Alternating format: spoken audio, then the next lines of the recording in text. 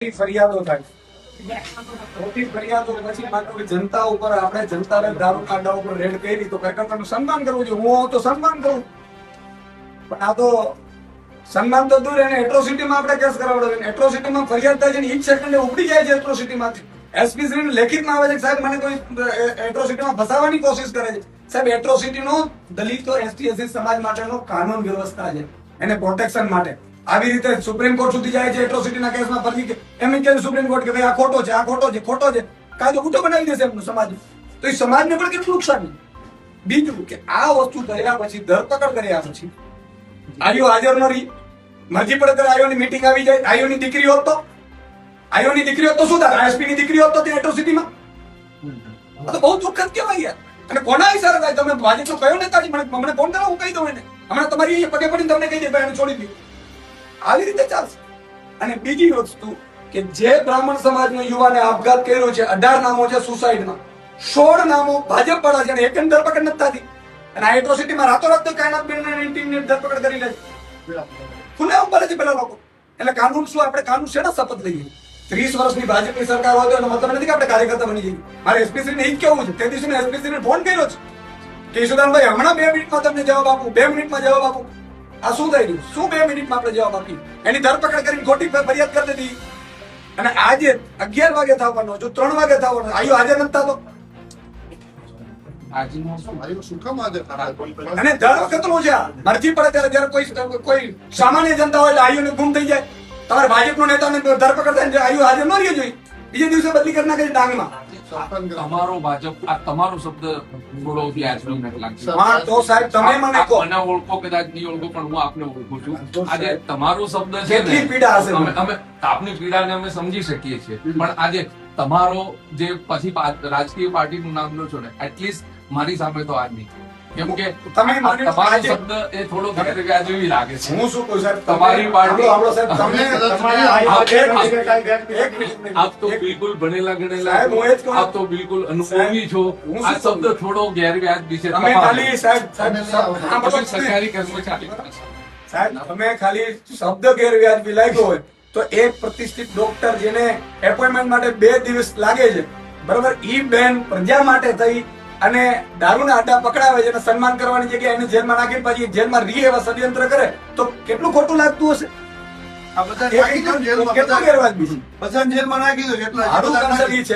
હું તમને, મારો તો પોલીસ મિત્રોમાં સંબંધી છે, નથી એવું નથી. બધાની મજબૂરી હોય પણ એટલી હદે સાહેબ મજબૂર ન રહેવું જોઈએ. કોઈ બાળક છે, નાનું બાળક એમનું કોઈ પૂછે તો કરે ને, હસબન્ડ રડે છે બિચારાનું, પ્રતિષ્ઠિત નાગરિકો છે, પ્રતિષ્ઠિત ડોક્ટરો છે, અને તમે એને કહી દો ભાઈ લૂંટમાં, અને તમે એફઆઈઆર લેતા પહેલા એટ્રોસિટીમાં તપાસ તો કરો. સીધી ધરપકડ કરીને અંદર નાખી દીધી. આ જ એટ્રોસિટીમાં કોશિંગ હું કરાવીને રહીશ, પછી કયો પોલીસ અધિકારી જેલમાં જશે? અને બીજું કોર્ટનો વિષય છે એ તમને કહું છું, તમને ઈ કાનૂન આવી જાય સાહેબ. રાજકોટ સાહેબ, મારું કહેવાનું છે થોડીક માનવતા રાખીએ.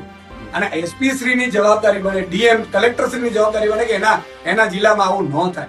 કલેક્ટર શ્રી, કલેક્ટર ઉપરાંત ડીએમ છે, ડિસ્ટ્રિક્ટ મેજિસ્ટ્રેટ. કરીએ છીએ શું આપણે? આવા પ્રતિષ્ઠિત નાગરિકોને જેલમાં નાખીને શું આપણે શું સાબિત કરવા માંગીએ? તમે કોઈ બોલતા જ નહીં, કોઈ રેડ ન કરતા નહીં તો અમે તમને નાખી દેશું. બહુ અધિક ચોક્કસ આપની લાગણી જે છે હું એસપી સાહેબ આવશે એની સમક્ષ મૂકીશ, અને જે કંઈ બી છે આપના જે બી શબ્દો છે, જે બી લાગણી છે, અને આપની જે કોઈ બી રજૂઆત છે એને હું સાહેબ શ્રી સમક્ષ ચોક્કસથી મૂકીશ. આઈઓને કહેજો હાજર રહીએ તો આઈઓ હાજર ન રહ્યો તો પર્સનલી દુશ્મની આઈઓ સાથે થઈ જશે. અને એની જિંદગીમાં નોકરી કરવાનો લાયક નહીં રહેવા દઈએ. અને આ બધા ચાલુ છે હજી પાછા અમે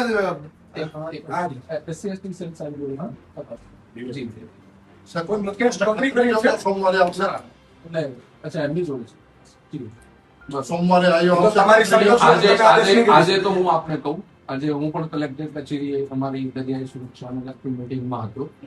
એમાં આજે આઈઓ જે છે, કદાચ જો ચૌધરી સાહેબ હોય કે હું આજે જ હાજર થયો છું લગભગ 10-12 એટલે એમાં અમે લોકો આજે લો એન્ડ ઓર્ડરની મિટિંગ હતી, ડીકોર્ટની મિટિંગ હતી, બધી કલેક્ટર કચેરી ભુજ ખાતે મિટિંગો હતી. એટલે એ મિટિંગોમાં અમે બધા જ ત્યાં આગળ હાજર હતા છે.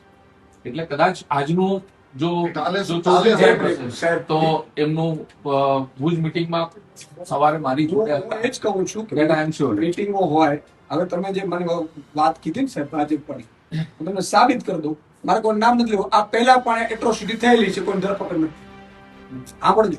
એમાં નહીં એમાં હું એ જ કહું છું ને, એમાં એટલે આજે તકલીફ ઈ જ પડે છે મને એ નથી કે તમે ઓન કોઈ અમને ફાંસી લટકાવી દો, ચાલો ઈશુદાન ગઢવીનો આ તો એને લટકાવી દો, પણ બીજાનું ગુનો કરે એને લટકાવો તો ખરા. આજે મારું કન્સર્ન ઈ છે, જી. ઈ છોડી દો. ચાલો આજે અમારી સાથે દુશ્મની લઈને તમે કરવો શું માંગો છો? ભાજપ તમને છોડાવવા નહીં આવે. મેં એસપી ને જેલમાં નાખાવાના દાખલા છે, આમાં વ્યક્તિગત કોઈને તો કશું એ ન નહીં કરે ને વ્યક્તિગત. આમાં આપ બી તમે માની લો કે મારા ઉપર બે ફરિયાદ કરી શકશો, હું આખા ગુજરાતમાં કોઈ દારૂનો અડ્ડો હતો તો કાર્યક્રમ નહીં થવા દો, તમે શું કરી શકશો? તમે સસ્પેન્ડ થશો, હું નથી તો તમે આપણે ઝઘડીએ જી. પાર્ટીની ભાજપના ઈશારા ઉપર. આ રીતે યાર કોઈ દારૂનો અડ્ડો હું તમને આ તો નથી મારી પાસે તે સત્તા, બાકી તમારી અધિકારીઓના મોબાઈલ હું ચેક કરીને એને FSL માં મોકલીને કરી દઉં કે કોણે તમને ફોન કરેલો છે, તમારા અધિકારીઓ. સી આમાં હું આપને કહું, વ્યક્તિગત રીતે કોઈને કોઈનાથી કોઈ દુશ્મનાવટ હોય એવું હું નથી કહું. એમાં કોઈ પણ હોય, હું એ વાત. બીજી વાત, કોઈ મુદ્દો કોઈ પણ FIR થાય, it's a matter of investigation, અને આઈઓ ને અનુકૂળતા, મતલબ જે કોઈ બી FIR ના પુરાવા કે એના આધારે દરેક આઈઓ અલગ અલગ છે, દરેક કોર્ટના વ્યૂ અલગ હોય છે, એમ આઈઓના પણ વ્યૂ હોય, એ પ્રમાણે એને પુરાવાને એના આધારે એને તપાસ કરીને કામગીરી કરતા હોય છે. જ્યાં સુધી કોર્ટમાં હાજર રહેવાનો પ્રશ્ન છે તો હું જાણી લઈશ અને એસપી સાહેબ સુધી એ વાત પહોંચશે, કદાચ હું પોતે વ્યક્તિગત રીતે પણ આઈઓ સુધી વાત પહોંચતી કરીશ, અને નામદાર કોર્ટમાં પણ આપ કહી શકો છો, નામદાર કોર્ટ પણ તાત્કાલિક બોલાવી શકતી હોય છે. કદાચ કોઈ પરિસ્થિતિઓમાં મને જ આજે જ હમણાં મેં એક લેટર વાંચ્યો FIR છે તો વાંચી છે, FIR માં હું- એ ઉભવા લાયક નથી. FIR કે એ હવે એટલે જ મેં તમને કીધું કે એસપી શ્રી છે ને, તો હું કહે તમને જી, કે તમારા કોઈ પ્રતિષ્ઠિત નાગરિકને એમને એમ ધરપકડો થાય છે ને એમને એમ જેલમાં તમે નાખો છો, તમે કોઈ સેન્સ, ભલે ઠીક છે તમે પોલિટિકલી રિવેન્જ લેતા હશો, તો આજે આ છે કાલે બીજો આવશે એસપી સાહેબ ને શું પોલિટિકલ હોય? તો શું? એસપી સાહેબ ને શું પોલિટિકલ બીજા કેટલાય ગુના છે, સાહેબ ને બીજા ક્યાં? કેટલાય ગુનેગારો સાહેબ તો એમને મળે. સરકારી કર્મચારી છે. તમારો એમને જે ક્યાંય વહીવટદાર છે ને એનો ફોન ઉપર તમને સ્પીકર ઉપર લઈને કહું કે શું થાય છે, મારે નથી કહું, હવે એમ પડવું નથી મારે. રાજકોટ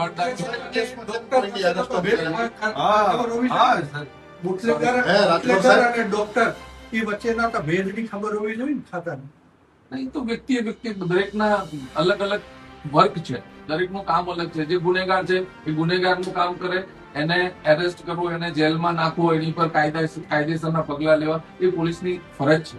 એમાં કોઈ તાકાત સાહેબ, નથી. બીજી કેટલી ફરિયાદો છે જેમાં હજી આરોપી પકડાણા નથી ને આમાં શહેર બીજે દિવસે ઘરેથી ઉપાડવામાં આવે છે. સુસાઇડ કેસ તાત્કાલિક ધોરણે આમાં પગલા લેવામાં આવે છે. એ તો બીજી કેટલી ફરિયાદો છે તેમાં પગલા લેવામાં નથી આવતા. હા. આ 16 જણાને કાં નથી પકડી શકતા તમે? ખુલ્લેઆમ ફરે છે, હું દેખાડું હું કોઈ મારા ડિફેન્સમાં નથી કીધું, હું આપને બાકી હું મારી હાજરી હોય તો 100% જવાબ આપે. હું આજે જ ટુડે આફ્ટર 10 days લીવ આવ્યો છું. આજે સવારે સીધો કલેક્ટર કચેરી મિટિંગમાં ગયો. અત્યારે મારા એસપી સાહેબ હતા તો 100% આપના દરેક પ્રશ્નોનો જવાબ આપતા. બિહાફ ઓફ એસપી સાહેબ આઈ એમ હિયર. આપની જે લાગણી છે, આપની જે રજૂઆત છે, ચોક્કસથી હું અમારા સાહેબ સુધી પહોંચતી કરીશ. 3 દિવસ પહેલા અમારા બ્રહ્મ સમાજના આગેવાનો બધા આવીને મળી ગયા, છતાં ખુલ્લેઆમ ફરે છે. આજે એમણે કીધું હતું કે 2 દિવસમાં બધા એરેસ્ટ થઈ જશે. આ એસપી સાહેબે કીધું. આજે સાહેબ 5મો દિવસ છે, કોઈને એરેસ્ટ નથી કર્યા તમે, અને ખુલ્લેઆમ ફરે છે બધા. એ બી પણ હવે સાહેબ મારી એ રિક્વેસ્ટ છે કે આ FIR તો અમે કોશિંગમાં જશું, પણ અમારી FIR આવશે એ FIR તમે લેજો. પછી એવું ન કહેતા કે અરજી આપી દો. હું કોઈને છોડવાનો